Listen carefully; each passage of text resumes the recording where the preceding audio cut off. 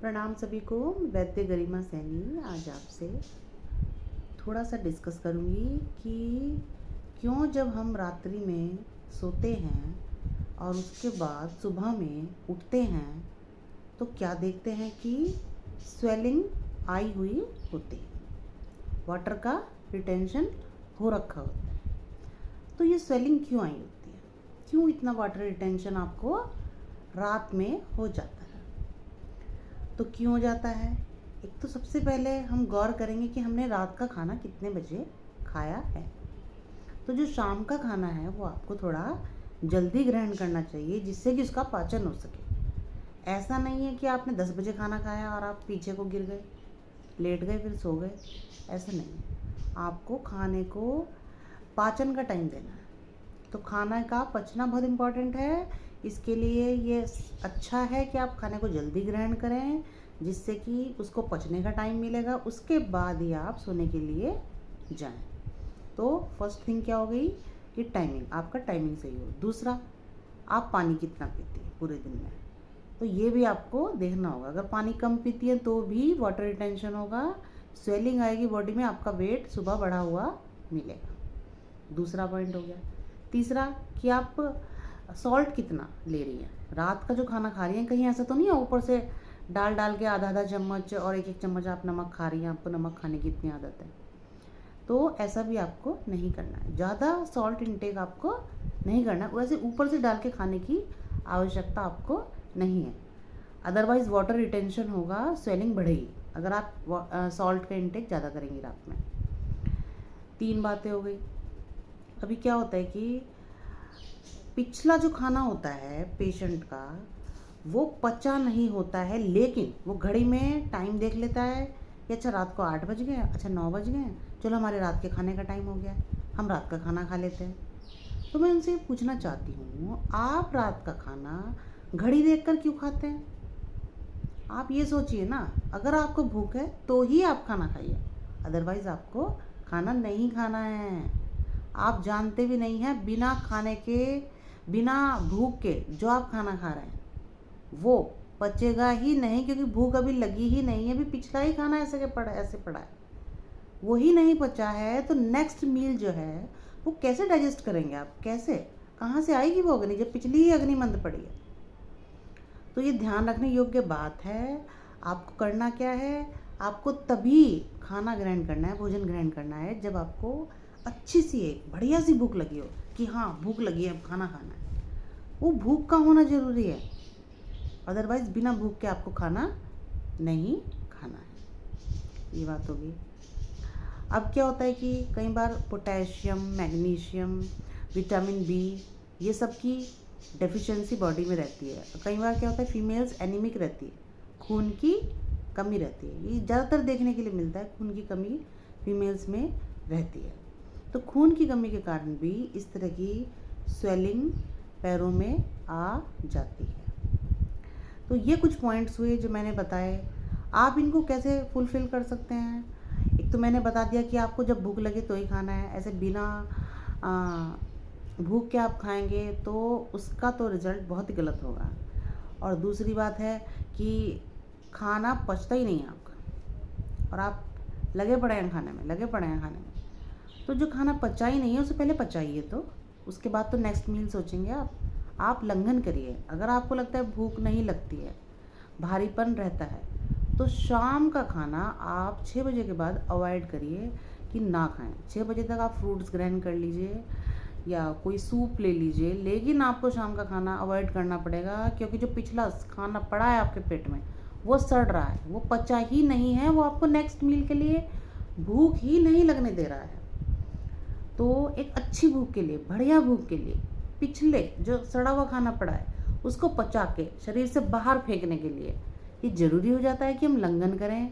लंघन मतलब हल्का, मतलब कि क्या करना है, शाम को आपको अपनी बॉडी को हल्का छोड़ देना है, कोई खाना नहीं देना है। 6 बजे के बाद लंघन कर दीजिए, फास्टिंग कर दीजिए उसकी।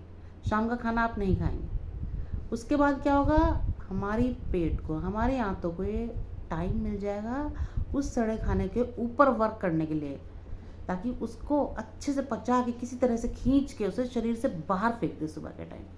तो उससे क्या होगा, जब सारी गंदगी ही बाहर निकल जाएगी तो हमारी जो चैनल्स हैं जिनसे हम जो भोजन ग्रहण करते हैं उसका जो रस बनता है, और जो वो हमारी बॉडी के जो चैनल्स हैं, छोटे छोटे पोर्स होते हैं, चैनल्स होते हैं जिनसे एब्जॉर्प्शन होता है। अच्छा खाना खाया, अच्छा उसका रस बना, अच्छा एब्जॉर्प्शन होगा। लेकिन वो चैनल्स ही ब्लॉक पड़े रहते हैं क्योंकि आपका पिछला ही खाना पचा नहीं होता है।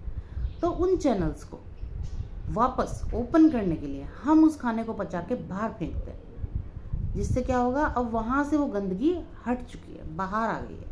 अब क्या हुआ, उन चैनल्स को ओपन होने का एक स्पेस मिल गया है। अदरवाइज उन चैनल्स के ऊपर भी ऐसे ऐसे ऐसे चारों तरफ से सड़ा हुआ खाना चिपका हुआ पड़ा था, जो कि एक अच्छा एब्जॉर्प्शन बॉडी में नहीं होने दे रहा था। और जब अच्छा एब्जॉर्प्शन नहीं होता है, अच्छे से एब्जॉर्प्शन नहीं होता है, चैनल्स सारे ब्लॉक हो जाते हैं हमारी बॉडी के, तो तभी सारी डिजीज़ का स्टार्टिंग होता है। तो ये ज़रूरी हो जाता है खाने का पचाना। अभी क्या होता है कि गर्मियाँ चल रही हैं, खूब तृष्णा, खूब प्यास लगती है, लेकिन प्यास बुझती नहीं है, हम पानी भी पी लेते हैं। तो अगर इस तरह की परेशानी आपको है तो आप नारियल पानी का इंटेक थोड़ी थोड़ी देर में थोड़ा थोड़ा करती रहेंगी, जिससे कि आपकी प्यास जो तृष्णा है उसमें आराम मिल सके। और क्या होता है, धान्यक हीम कहते हैं हमारे, धान्यक मतलब धनिया, धनिए का पानी। तो इसमें आप क्या करेंगी, साबुत धनिया लेंगी 2 चम्मच, और उसमें 6 टाइम्स 6 गुना पानी ऐड करेंगी रात को, और उसको ढककर रख देंगी, और सुबह को उसको छानकर वो जो पानी है उसको पिएंगी।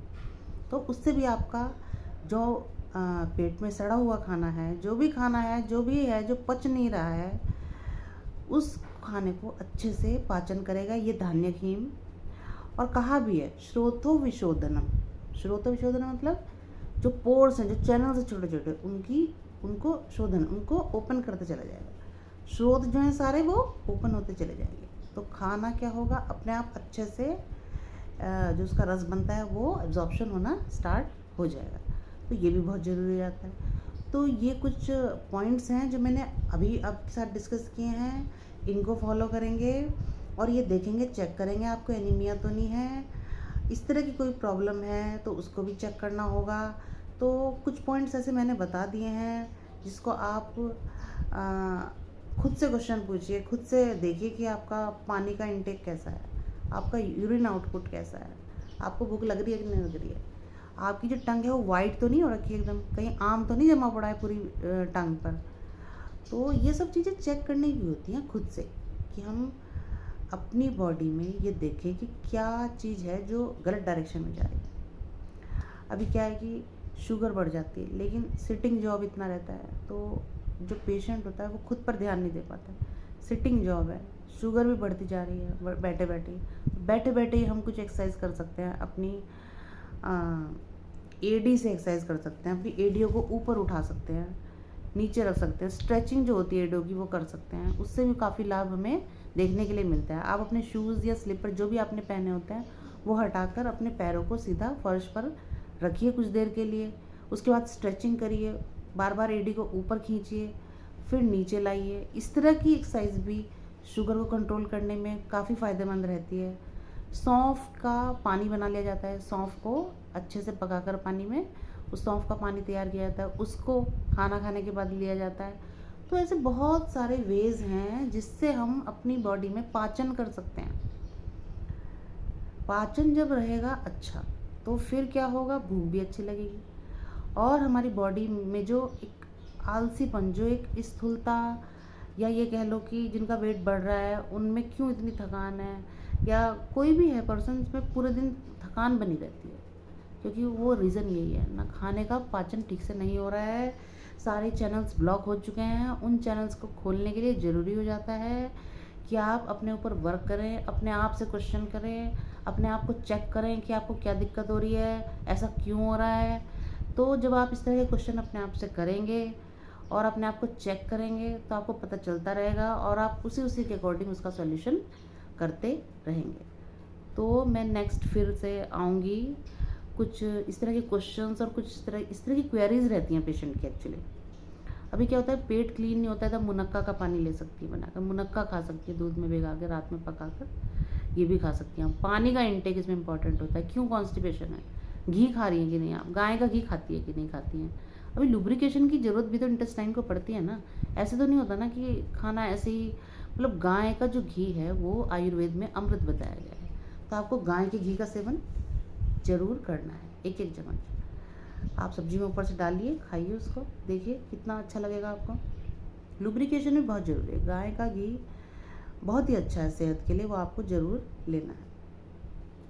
तो इस तरह की छोटी छोटी क्वेरीज है जिन्हें मैं चाहती हूँ कि आपको क्लियर हो कि क्या प्रॉब्लम क्या है। अभी एक बनाना अगर आपने डेली में स्टार्ट कर दिया तो आपकी जो वो मिनरल्स वाली प्रॉब्लम है कि मिनरल्स कम है या विटामिन बी है या पोटेशियम है, जो भी है, इस तरह की जो कोई भी एक फ्रूट्स आप लेती हैं तो अब अभी बनाना को खाने का भी एक काल होता है। अभी किसी की कफज पकड़ती है और उसने क्या किया, सुबह 6 बजे उठा, 6 बजे उठते ही बनाना खा लिया, तो क्या होगा।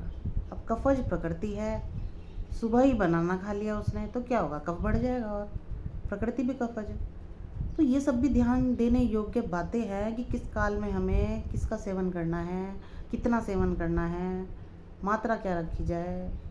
तो ये सब सेवन करने की जो विधियां हैं, ये स्टेप बाय स्टेप मैं आपको बताती रहूँगी। फ़िलहाल जो मैंने आज बताया उसे चेकआउट करिए कि क्या आपको, चेक करिए अपनी बॉडी में, अपने आप से क्वेश्चन पूछिए, अपनी जीभ देखिए, अपना हाथ देखिए, पैर देखिए, कहीं स्वेलिंग तो नहीं है। अपना शुगर चेक करिए, क्या शुगर तो नहीं बढ़ी हुई है। तो अपना यूरिन देखिए, कितनी बार जा रहे हैं आप, यूरिन कम तो नहीं जा रहे हैं। पानी देखिए कितना पी रहे हैं, पानी कम तो नहीं पी रहे हैं। ऐसा तो नहीं कि एक ही बार में 1 जग पी गए पानी, 1 जग पानी भी नहीं पीना है एक बार में, आपकी अग्नि और मंद हो जाएगी। ऐसा नहीं करना है। आपको पानी तभी पीना है एक्चुअली जब आपको प्यास लगती है, और वो भी थोड़ा थोड़ा करके पीना है। स्पेशली थायराइड वालों के लिए कहूँगी कि पानी पर इतना जोर ना दें, जितनी आपको प्यास है आप उतना ही पिए। ऐसा ना हो भर भर जग पी रही हैं आप सुबह उठ के कफ के काल में, ऐसा बिल्कुल ना करें। अदरवाइज़ आपके थायराइड में तो कोई बेनिफिट नहीं होगा, बल्कि और जो हाइपोथायराइडिज्म है वो और बढ़ता चला जाएगा। तो पानी पर आप लगाम दें। ऐसा नहीं है कि पानी पानी पानी पानी, नहीं, पानी को मात्रावत पिया जाएगा। एक मात्रा निर्धारित होगी कि हाँ हमारी बॉडी को इतनी पानी की ज़रूरत है, इतना ही पानी हम ग्रहण करेंगे सुबह में। 6 से 10 का, सुबह 6 बजे से 10 बजे तक का जो काल होता है वो कफ का काल होता है। और सूर्योदय के बाद जो भी बंदा सो रहा है, चाहे वो 5 मिनट सो रहा है, चाहे वो 2 घंटा सो रहा है, चाहे वो 1 घंटा सो रहा है, हम उसे दिवा स्वाप की श्रेणी में लाते हैं। दिवा स्वाप मतलब दिवा माने दिन, स्वाप माने सोना, मतलब दिन में सो गया। सूर्योदय के टाइम हमें उठ जाना होता है। जो उस टाइम नहीं उठता है उसके बाद सोता है, उसमें कफ की वृद्धि खुद से ही होने लग जाती है। आयुर्वेद कहता है कि दिन में नहीं सोना है, कफ की वृद्धि हो जाती है। लेकिन गर्मियों के मौसम में, जैसे कि आजकल चल रहा है, आप थोड़ा, क्योंकि हमारा बल भी अल्प रहता है, आप सो सकते हैं, दिवा स्वाप कर सकते हैं। तो दिवा स्वाप वैसे नहीं करना होता है और मौसम में नहीं करना होता है, गर्मियों में कर सकते हैं, क्योंकि दिवा स्वाप जैसे ही होगा कफ बढ़ेगा और हमारे जो चैनल्स हैं बॉडी के वो ब्लॉक होने स्टार्ट हो जाएंगे, स्रोत जो है वो बंद होने स्टार्ट हो जाएंगे। और ये कितना खतरनाक हो सकता है, सभी डिजीज़ को आमंत्रित करेगा स्रोतों का बंद होना। इसलिए दिन में सोना बहुत घातक हो जाता है। इसी तरह से बात दिनचर्या में कही गई है कि सूर्योदय में आप उठ लीजिए। इसलिए मैं कहती हूँ कि आप उठिए और चल पड़िए, एक कदम बाहर निकाल दीजिए। आप भूल जाइए आपकी क्या स्ट्रेस है, क्या जो भी चल रहा है आपकी जॉब में, आपकी लाइफ में, आपके वर्क में, पूरा दिन का जो भी है, कोई बात नहीं, आप उसको एक साइड रखिए। आप बस वॉक पर निकल जाइए। आप 30 मिनट्स अपने ऊपर लगा कर आइए। उसके बाद आप देखिएगा कि पूरे दिन आपको क्या करना है, आपका क्या टेंशन है, क्या स्ट्रेस है, क्या वर्कलोड है। लेकिन बस आप निकल जाइए, 30 मिनट्स आप अपनी बॉडी को दे दीजिए। तो वो 30 मिनट्स आपको पूरे दिन मैजिकली वर्क करते हैं। फिर ज़्यादा स्ट्रेस नहीं ले पाता माइंड, फिर थोड़ा स्ट्रेस फ्री फील करता है अगर सुबह ही आप 30 मिनट्स अपने माइंड को दे देते हैं। तो स्टेप बाय स्टेप मैं बताती चलूँगी कि क्या क्या आपको करना है आयुर्वेद के अकॉर्डिंग, क्या नहीं करना है। पथ्य और अपथ्य, क्या सेवन करना है वो पथ्य होता है, और क्या सेवन नहीं करना है वो अपथ्य होता है। तो पथ्य और अपथ्य का विचार करते हुए हम आयुर्वेदिक डाइट को फॉलो करेंगे। आप सभी लोग मेरे साथ इस डाइट को फॉलो करेंगे तो आप स्वस्थ रहेंगे और आयुर्वेद को हम सभी तक पहुंचा पाएंगे। बहुत बहुत धन्यवाद।